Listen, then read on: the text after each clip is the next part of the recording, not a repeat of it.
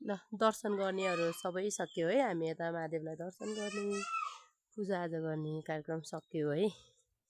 काम सक्यो हाम्रो चाहिँ अब है दर्शन गर्ने सबै।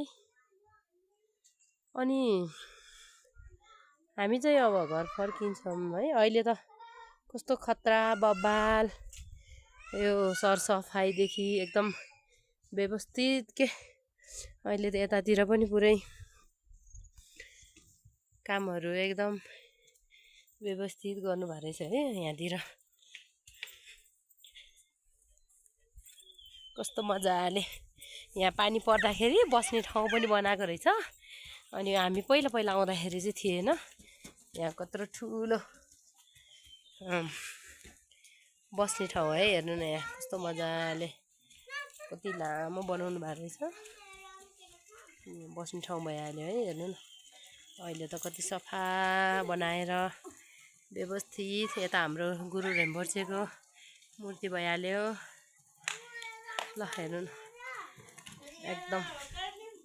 ल हामी चाहिँ अब फर्किगयो है। रिकेश्वर महादेवलाई दर्शन गरेर हामी यता पूजाआजा गरेर सक्यो।